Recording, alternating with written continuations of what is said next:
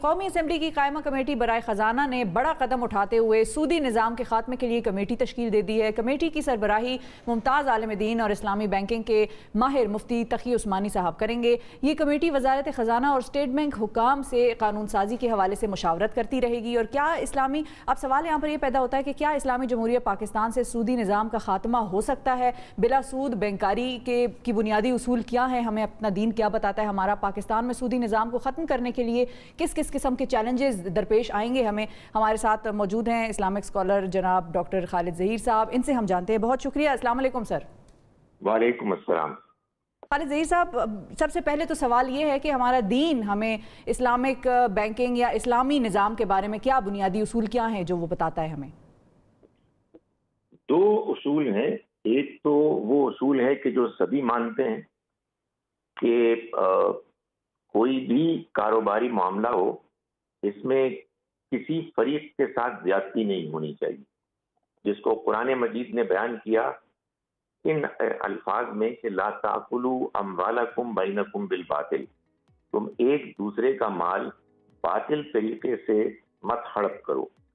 یہ تو آپ یوں سمجھیے کہ وہ اخلاقی اصول ہے کہ جس کو قرآن مجید نے حکمت کی بات کہی، یعنی اخلاقیات کی۔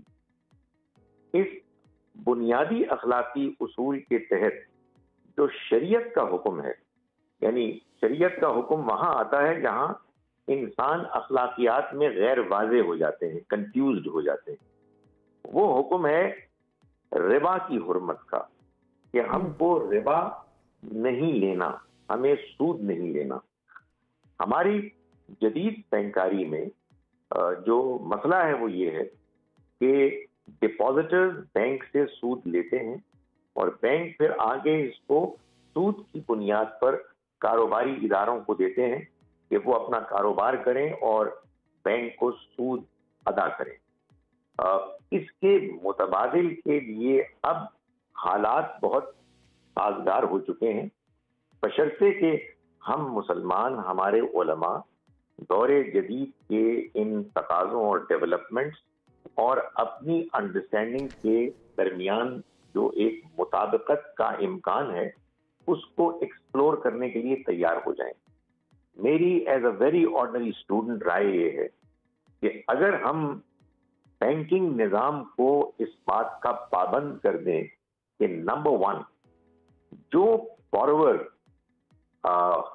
مال لیتا ہے، قرض لیتا ہے، اگر اس کے کاروبار میں نقصان ہوگا تو بینک اس سے اپنے اصل راس المال، اصل پرنسپل اماؤنٹ کی ویلیو کے علاوہ ایک پائی نہیں لے گا۔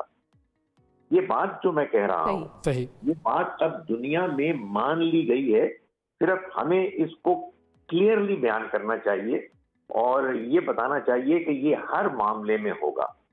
نمبر 2، ہمارے ہاں آلریڈی بینکنگ سسٹم میں لیزنگ یعنی کرائے کا طریقہ اختیار کیا گیا ہے، جس میں کہ کوئی ناجائز چیز نہیں ہے، سبھی مانتے ہیں کہ کرایہ جائز ہے۔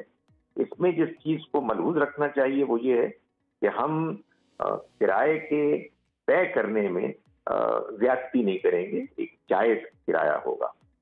نمبر جی، ہم کو یہ بینکاری کو منوانا، بینکوں کو، بینکاری نظام کو اس بات پر قائل کرنا ہے کہ یہ جو اتنا بڑا سرمایہ بینکوں کے پاس آتا ہے، جس کو کہ وہ پھر لوگوں کو دیتے ہیں قرضوں کی صورت میں، یہ تقسیم منصفانہ ہونی چاہیے۔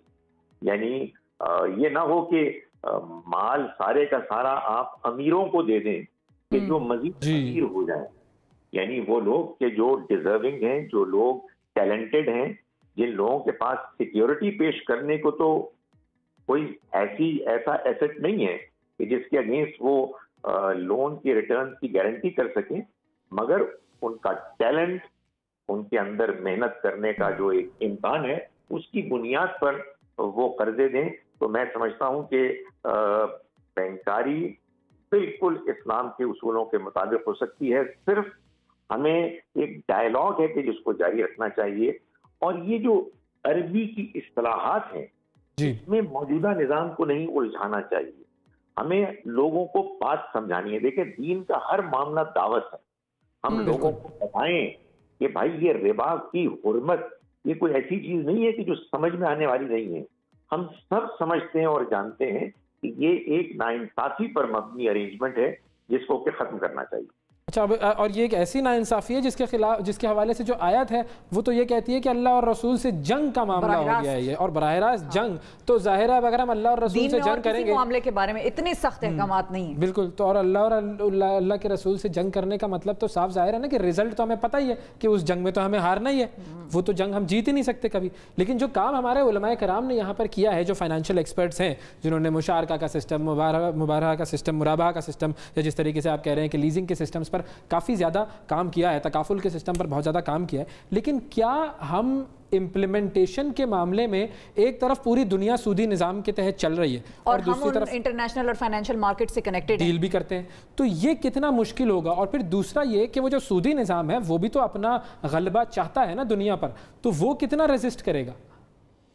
देखिए, मैं गुजारिश करूं कि एक तो ये बात कि जो इंटरनेशनल फाइनेंशियल सिस्टम उसमें दो तरह की अरेंजमेंट्स हैं। एक वो है कि जिसमें हम बकिया दुनिया को बआसानी कायल कर सकते हैं। उसकी वजह यह है कि वो ऑलरेडी कायल हो चुके हैं। हमसे कहीं ज्यादा वेस्टर्न बैंकिंग सिस्टम में इस उसूल को मान लिया गया है कि अगर कोई कारोबारी इदारा इंसॉल्वेंट बैंकरप्ट हो गया है तो हम उससे कुछ नहीं मांगेंगे। अल्लाह ने भी यही हुक्म दिया है कि अगर कोई फर्द या कोई इदारा कर्ज लेने के बाद अपनी गलती की वजह से नहीं बल्कि हालात की वजह से नुकसान से दो चार हो जाए तो फिर आपका ये हक नहीं है कि आप अपनी असल रकम के अलावा उससे कुछ भी मांगे। रहे कुछ और मामला, जैसे मिसाल के तौर पर हुकूमतें कर्ज मांगती हैं या इसी तरह से लोग अपने ज़ाती मकासद के लिए, ज़रूरियात के लिए लोन लेते हैं, उसमें भी नेगोशिएशंस और अंडरस्टैंडिंग के साथ मामलात को सही रुख पर ढाला जा सकता है। मिसाल के तौर पर हमारे यहाँ आजकल एक इन्फ्लेशनरी ट्रेंड होता है, तो अगर मिसाल के तौर पर बैंक किसी को सरमाया देता है और 2 साल के बाद जो करेंसी है उसकी वैल्यू में कमी आ जाती है, तो उस वैल्यू की कमी को कंपनसेट करना रिबा नहीं। अब ये तो टेक्निकल डेफिनेशन हो गई रिबा की, ज़ाहिर है उसके लिए हमें फिर वो फाइनेंशियल एक्सपर्टीज की भी जरूरत होगी ना। जी बिल्कुल, यकीनन। ठीक है, मैं तो गुजारिश कर रहा हूँ कि दीन ने जो बात कही है वो ये है कि ना आप ज्यादती करेंगे और ना ज्यादती होने देंगे। हाँ, ये बड़ा इंपॉर्टेंट रूल है कि ना ज्यादती की जाए और ना ज्यादती होने दी जाए। बहुत शुक्रिया अदा करेंगे, हमारे साथ खालिद ज़हीर साहब मौजूद थे और सूद से पाक मईशत के हवाले से बात हो रही थी।